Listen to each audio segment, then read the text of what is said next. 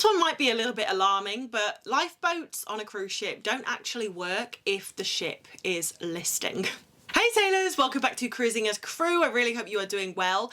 Today we are going to talk about some secrets that the cruise lines don't like to talk about. But before we start this video, I would love to ask you to consider subscribing. We are nearly at 100,000 subscribers, and if you are already subscribed, thank you so much. It means the absolute world. But without further ado, let's get into it. The first one is relationships between passengers and crew members. So this is by far the most forbidden rule. Now, it depends what cruise line you work on as to how strict they are with this. You know, if you work for Virgin Voyages, they're very much okay with you as a crew member having a drink with a passenger if you've, you know, struck up a connection or you're friendly, because, you know, they believe that crew members really do make or break the experience of the passenger. So they're more lenient with you hanging out with passengers, whereas like if you work for Silversea or Disney, for example, absolutely not. You cannot go and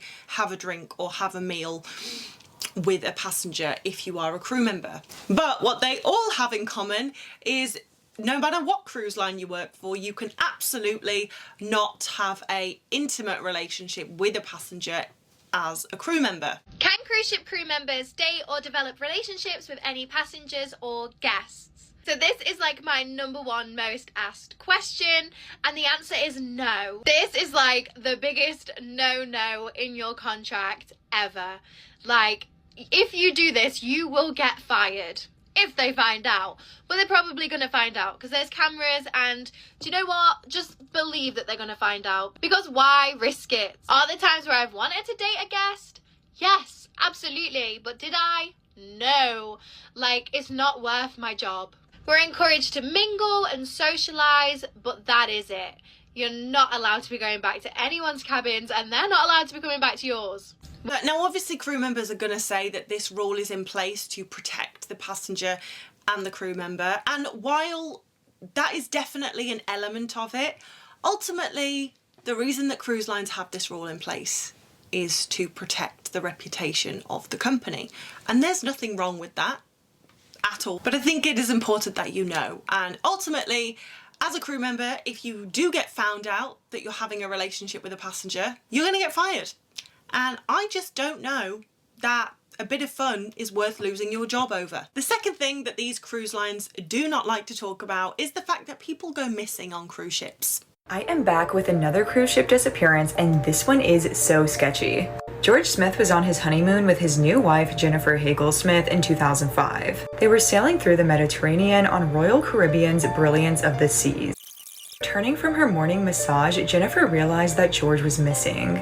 And just like Amy Lynn Bradley, the captain is extremely dismissive. And this is despite the large bloodstain that was found on a ledge 20 feet below their cabin's balcony. So the data shows that between like 20 to 28 people go missing on a cruise ship every year. And when I say go missing, 9 times out of 10 they have gone overboard. And I understand why cruise lines don't like to talk about this, because I can't think of a worse advertisement for a holiday destination than, hey, people go overboard and people die and people go missing. they are not going to attract too many people to purchase a holiday with them if they're constantly talking about the fact that people are going overboard and people are passing away. However, I've just seen loads of people talking about it recently on TikTok specifically, about, you know, how sinister cruise ships are and people are going missing and people are going overboard. If you ever wanted to kill somebody, just take them on a cruise. Exactly what has happened to their daughter is a mystery. Because you'll never get caught. And people do go overboard on cruise ships, but 9 times out of 10, the people that go overboard mean to go overboard, you know, if you see what I'm saying. Definitely circumstances and times when people have gone overboard and they didn't want to go overboard. What was it, that child who fell off the Disney cruise ship and her dad jumped in together. A dad and daughter have been rescued after falling from a Disney cruise ship. Witnesses say the girl fell over a railing when her dad was taking her picture and that he jumped in after her. The Disney Dream cruise was returning to Florida from the Bahamas when a man overboard alert was broadcast on the ship. Witnesses said the pair were treading water for 10 minutes before being picked up by a rescue boat. Disney confirmed 2 passengers had been swiftly rescued by its crew, but offered few details about what occurred. Which was an exceptional circumstance, but usually, like, it's pretty difficult to fall overboard. So when I hear people talking about how, like, sinister cruise ships are, like, cruise ships are definitely not perfect. But also, things happen on cruise ships just like things happen in every kind of hotel all over the world. But it's a lot more dramatic to report that someone fell off a cruise ship into the ocean. And if cruise ships can, you know, keep it from reaching the media, they absolutely will. Did you know that since the year 2000, about 400 people have gone missing on cruise ships? Only 10% of them are ever solved, and only 15 to 20% of them are ever reported on. Because it's awful. I mean, I was working on board when a few people went overboard, and it is the worst thing ever. If it's a passenger or if it's a crew member, it's so terrible. Because the thing is with people going overboard is it's very rare that they're found, you know, unless someone has seen them go overboard, keeps an eye on them, the ship stops immediately and circles back. That's really the only time that someone's going to be saved. When someone has fallen overboard, and even if you find out 20 minutes later, 20 minutes, I mean, they could be anywhere. It's very unlikely that that person is going to be, 1, located, and 2, still alive and therefore saved. It happens, but it's very rare. When you go on a cruise, auto gratuity is added on to everything. If you have a massage in the spa, if you buy a coffee at the end of your cruise, you'll have to pay auto gratuity if you haven't already paid it before coming on your cruise. If you're concerned about cruise gratuities or tips, I can see why. If you don't prepay gratuities, Royal Caribbean will automatically add them to your SeaPass account. As of July 2025, it's $18.50 per person per day for most rooms. This covers your room attendant, dining staff, hotel services, and even some of the crew you'll never meet. So it goes into a pot. It's not for individuals. Second, prepaying, letting them add them to your bill, or removing them from your bill. Many guests choose to prepay to avoid having surprise charges. Go ahead and get it out of the way. Others prefer to tip in cash. So yes, you can ask guest services to remove your automatic tips once you're on board if you didn't prepay. But many cruisers say doing that hurts a lot of people behind the scenes. And then others worry that you're not actually paying the amount, that some people don't tip anything if they remove gratuities. Now, I am always on team pay the gratuity. You give your gratuity, it's added into a pot, and then it's divided up between the people in that department or in that section. But it depends on the cruise line and the department that they work in as to whether it is put into a pot and divided up. So if, as a passenger, you are uncomfortable with this, then of course you can always give, let's say, your cabin attendant cash or your bar server cash if you prefer knowing that they're going to get the money. But a lot of people don't pay their gratuity because they are of the opinion that the cruise line is keeping the gratuity, so they just don't pay it. I don't think the cruise line is keeping the gratuity. I have no proof that they're not keeping the gratuity, but I just don't think they are doing that because the crew members do see, you know, the difference in their paycheck when people pay their gratuities. It is something that, granted, cruise lines are secretive about, you know, and I do wish they would be more clear about how the gratuity was divided up and who's getting it. I think more people would be willing to pay it if they knew exactly what was happening to their money. Do I think that's going to happen? No. So the whole premise of a cruise is that you are going to go to multiple destinations in one vacation. Every single day you're going to be in a new place. But these cruise lines keep building bigger and bigger cruises. So you often find the biggest cruise ships will only go to Caribbean ports because those ports are made so that they're big enough to be able to hold the biggest cruise ships. And these cruise ships are really the only cruise ships that these cruise lines care about because they are the money makers. The cruise ship that is leaving from Miami doing a 3-day cruise around Nassau and Coco Cay and then a sea day and then back to Miami, that is the ultimate money maker for that cruise ship, and I will tell you why. If a passenger goes on a cruise ship and they're on there for a whole week or even 2 weeks, they'll go and look around the shops, look around the art gallery, go into the casino and be like, yeah, I'm not going to spend anything yet because I've still got a whole week or a whole 2 weeks to wait. And everyone waits till the end of the cruise to spend their money. But if you're only on board for 3 days, you're spending straight away, which means the cruise line is making more money. Also, you're going to get off and new people are going to get on, which means new people are going to spend money. So they've constantly got a rotation of people that are willing to spend money. Also, one of the days of the cruise is going to be spent at sea, which means everyone is on board spending money on board.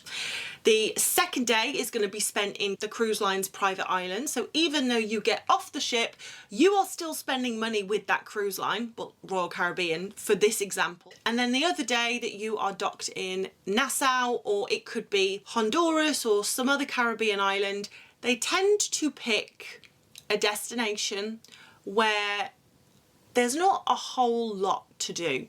So people tend to get off, have a little exploration in the morning and then come back on board the cruise ship for the afternoon, and you guessed it, spend more money on board the ship in the afternoon. Like these Mediterranean routes that the cruise ships do, they're fantastic, it's a beautiful holiday, but the cruise line doesn't make any money from them. So yes, of course these cruise lines want you to come on board their cruise ship and have a fantastic holiday because then you'll book again, but also it's all sales. If you've been on a cruise before, you will know that you get on board and they're trying to sell you a drinks package or an excursion package or a dining package. I just feel that on some of the cruise lines, you're just constantly bombarded with people trying to sell you something, which is why I personally prefer the smaller cruise ships. The smaller cruise ships have smaller targets. Ultimately, the cruise line needs the biggest cruise ships to make shitloads of money. Also, the smaller cruise ships tend to go to better ports. The ships are smaller so they can actually fit in the more exclusive, when I say exclusive, I just mean like off the beaten path ports. Whereas a cruise ship that's carrying 10,000 people is not going to fit in the port of Hvar in Croatia. It's just not going to happen. This one might be a little bit alarming, but lifeboats on a cruise ship don't actually work if the ship is listing. Listing basically means that the ship is tilting to one side. So Costa Concordia, perfect example. If the ship is listing to one side, it means that the lifeboats cannot be lowered into the sea safely, which means that they can't fill the lifeboat full of people and then lower them into the sea safely, so they will be unusable. But you will be happy to know that there is always going to be enough life rafts for crew and passengers. So God forbid if this did happen and half the lifeboats became obsolete, you would just have to get into a life raft. Now this is pretty worst case scenario, and it's something cruise lines definitely don't talk about, the fact that actually, yeah, lifeboats are pretty useless if the ship's listing. Crimes definitely happen on board cruise ships, but I feel like people think crimes are being committed on cruise ships all of the time because the cruise ship is in international waters, so it's just absolutely lawless. However, the people that are on board the cruise ship are still very much law-abiding citizens, and they're just trying to have a nice vacation. While in some cases, yeah, if you're going to commit a crime, you should do it on a cruise ship because you're in international waters. On the other hand, it's like, well, it will definitely be caught on camera. So, and where are you going to run? You're on a ship in the middle of the ocean. You thought it was going to be a free ride here, come on board the ship, charge whatever you want, and you ain't going to get caught. But guess what? No, it was on the internet. It was on the internet. So some stranger on the internet that you don't know basically saying hey, I'll pay for your cruise. No, you have to pay them. You have to cash out money and everything. I never asked no questions, how much or none of that. She told me I need to give her some money up front.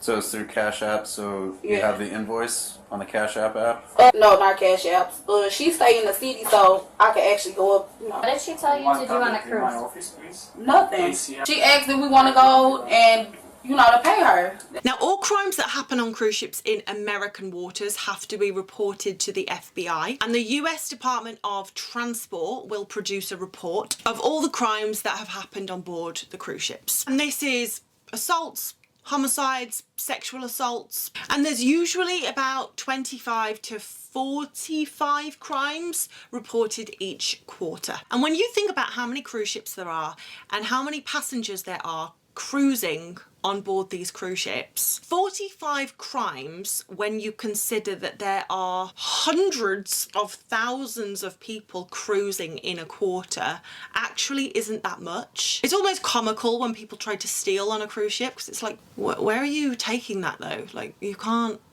leave, we're in the water. But yeah, sexual assault, it's definitely something that happens on cruise ships. It's definitely something that cruise ships try to sweep.